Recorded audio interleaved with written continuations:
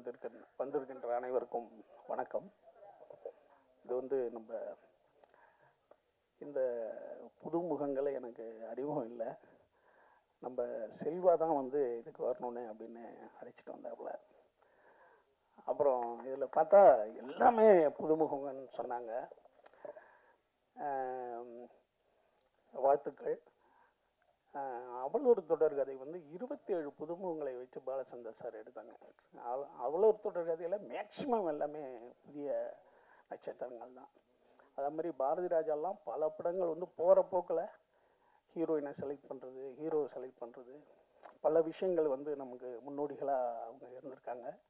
அந்த முன்னோடிகளினுடைய தொடர்ச்சியாக இந்த தாரணி படத்தினுடைய இந்த குழு இருக்கிறது வந்து நம்மளுக்கு தமிழ் சினிமாவுக்கு ரொம்ப மகிழ்ச்சி. ஏன்னா புதியவர்களை அறிமுகப்படுத்துறது தான் வந்து ரொம்ப இன்னைக்கு இருக்கிறதுக்கு ரொம்ப கஷ்டமாக இருக்குது. ஏன்னா பெரிய இயக்குநர்கள்லாம் முன்னாடி என்ன பண்ணுவாங்கன்னா நிறைய பேரை அறிமுகப்படுத்திக்கிட்டே இருப்பாங்க.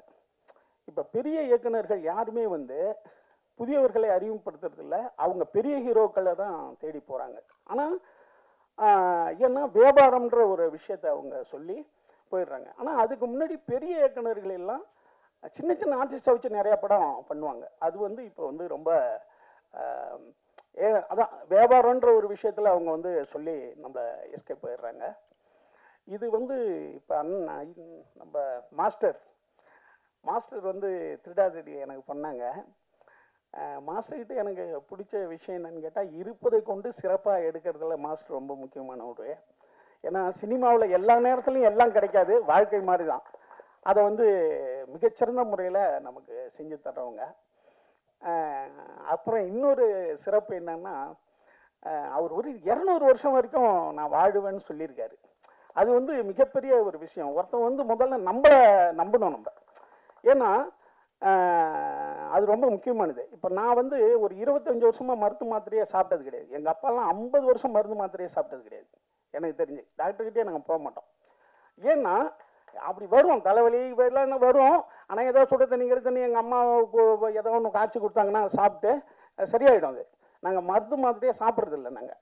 ஸோ என்னென்னா முதல்ல நம்மளுக்கு ஒன்றும் இல்லைன்றதை நம்ம நம்பணும். இது ஒன்றும் பெரிய விஷயம் இல்லை, கடந்து போகுன்ற விஷயம். அப்போ அந்த 200 வருஷம் வாழ்றேன்னு சொன்னது வந்து எனக்கு மாஸ்டர்கிட்ட ரொம்ப பிடிச்ச விஷயம். அப்புறம் இப்போ சமீபத்தில் எம்ஜிஆர் ஃபோட்டோ வந்து ஒரு கிழவியை கட்டி பிடிச்சிட்டு இருப்பார். அது ரொம்ப ஃபேமஸ் ஃபோட்டோ எம்ஜிஆர். அந்த விஷயத்த சொன்னார். அந்த விஷயம் பண்ணும்போது நான் கூட இருந்ததாக சொன்னார். நான் வந்து அதை பார்த்து, ஏன்னா அந்த ஃபோட்டோ நிறைய இடத்துல பார்க்கும்போது இது யார் எடுத்திருப்பா, ஏன்னா அதெல்லாம் வந்து ஐகான்ஸ். அந்த ஃபோட்டோலாம் சிலவங்களுக்கு வாழ்க்கையில் வந்து ரொம்ப முக்கியமான ஃபோட்டோக்கள் அமையும். அதில் வந்து எம்ஜிஆருக்கு அந்த ஃபோட்டோ, எம்ஜிஆர் வந்து குழந்தைங்க கூட சாப்பிட்டுக்கிட்டு உட்காந்துருக்கிற ஃபோட்டோ, இதெல்லாம் ரொம்ப முக்கியமான ஃபோட்டோக்கள். அது வந்து யார் பக்கத்தில் அந்த குழந்தை உட்காந்துருங்கலாம் தேடும்போது இப்போ இந்த ஃபோட்டோனுடைய இது அவர் கூட இருந்தது சொன்னார். எனக்கு ரொம்ப அதை பற்றி பின்னால் நான் நிறையா அவர்கிட்ட தனியாக பேசணுன்னு ஆசைப்பட்றேன். ஏன்னா வாழ்க்கையில் சில ஃபோட்டோக்கள் வந்து நமக்கு வந்து நம்ம நிறைய ஃபோட்டோ எடுப்போம். ஆனால் சில ஃபோட்டோ தான் நமக்கு வந்து, நான் ஒன்று சொல்கிறேன்னு உங்களுக்கு, நம் இறந்தவுடன் நம்ம வீட்டு வெளியில் வைக்க போகிற ஃபோட்டோ எது? இப்போ அந்த ஃபோட்டோ நம்மகிட்ட இருக்கும்.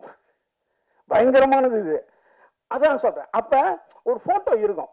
அந்த ஃபோட்டோ எதுன்றது இப்போ நம்மளால் கண்டுபிடிக்க முடியாது. எந்த ஃபோட்டோ நமக்காக பிரபலப்படுத்த போகுதுன்னு தெரியாது. அதுக்காக சொல்கிறேன். அடுத்தது இந்த படம் ஒரு ஹாரர். எனக்கு வந்து சுந்தர் சேனன் சொல்லுவார், ஏய் சினிமாவில் மட்டும் பேய் ஏமாத்தாதியா, பேய் நம்மளுக்கு சம்பாரிச்சு தருவார் சுந்தர்சி. பேயை நம்புனா சினிமாவில் அவன் சம்பாதிப்பான் அப்படின்னு சொல்லியிருக்காரு. சொன்னார் ஒரு நாள். என்னென்ன சொல்கிறீங்க? உண்மைதான்பா, பேயை மட்டும் ஒருத்தன் நம்பினான்னா அது வந்து சம்பாரிச்சு கொடுக்கும். ஏன்னா மனிதன் வந்து எதை வந்து எதிரியாக நினைக்கிறானோ அதை விரும்பிட்டான்னு வச்சுங்களேன், அவன் நமக்கு அடிமை. இது வந்து நீங்கள் யாரை வேணாலும் பார்த்துங்க. ஒருத்தன் பேசாமே போகிறான்னா நீங்கள் வெளியே போய் பேசிட்டீங்கன்னா அவன் வாழ்நாள் பூரா நம்மளுக்கு ரொம்ப நன்றி உள்ளவனாக இருப்பான். அப்படி தான் பேயை வெறுக்கும் மனிதன் பேயை விரும்பும்போது அது நம்மளுக்கு ஏதோ செஞ்சு தருது. அடுத்தது மனிதன் வந்து பயத்தை விரும்புகிறான் அல்லது கெடுதலை விரும்பிக்கிட்டே இருக்கான், நல்லதை தான் விரும்ப மாட்டான். மனிதன் எதெல்லாம் வெறுக்கிறானோ அதை ரொம்ப விரும்பிக்கிட்டு இருக்கான்னு அர்த்தம்.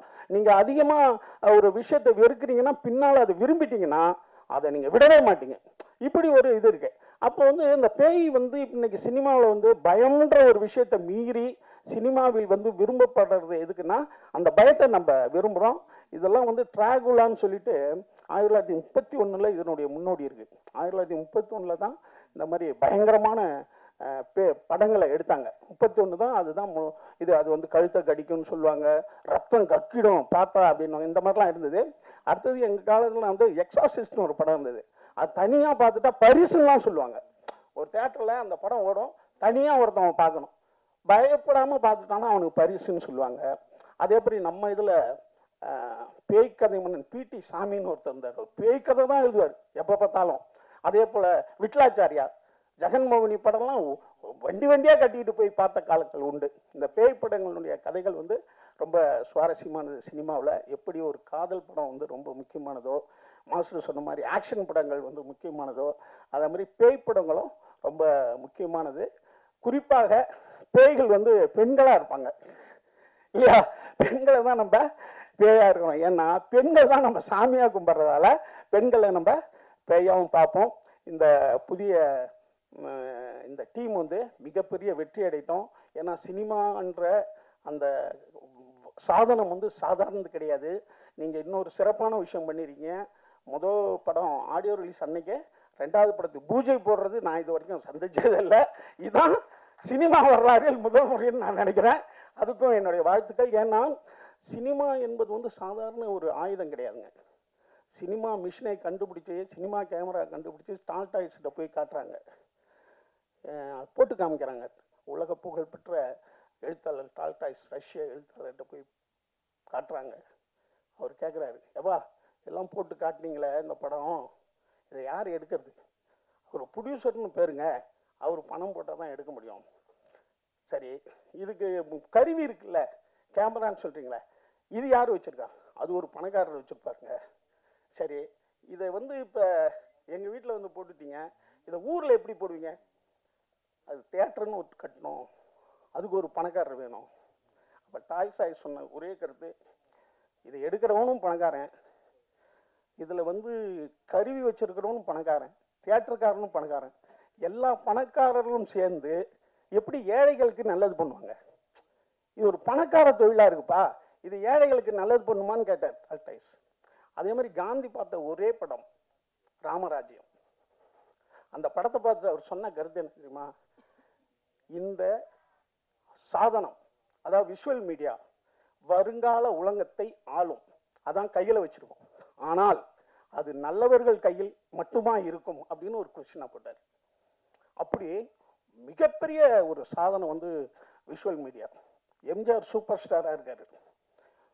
பெரியகுளம்னு ஒரு ஊர், அங்கே ஒரு டாக்டர், அவர் எம்ஜிஆருக்கு ஒரு கடிதம் எழுதுறாரு, சார் இங்கே வந்து உங்கள் ரசிகர்கள் அடிக்கடி ரத்தம் விற்கிறாங்க என்னுடைய ஹாஸ்பிட்டலுக்கு வந்து. எம்ஜிஆர் ஏன்னு கேட்க சொல்கிறாரு.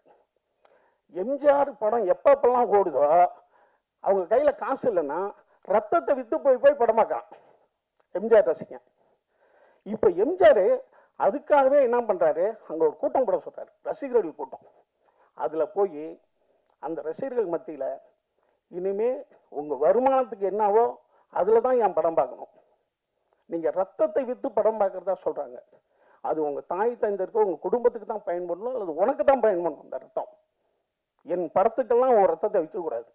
அப்படி யாராவது என் படத்தை அப்படி விரும்பி பார்க்கணுன்னா எனக்கு லெட்டர் எழுதுங்க, நான் மணி ஆர்டர் அனுப்புனேன்றார். அதன்படி பல பேருக்கு லெட்டர் மணி ஆர்டர் அனுப்புகிறார். அப்போ ஒரு ரத்தத்தை விற்று பார்க்குற அளவுக்கு ஒரு வெறியான ஒரு இது இருக்குன்னா அது சினிமா. அதுதான் ஒரு முதலமைச்சர் ஆகிறாரு.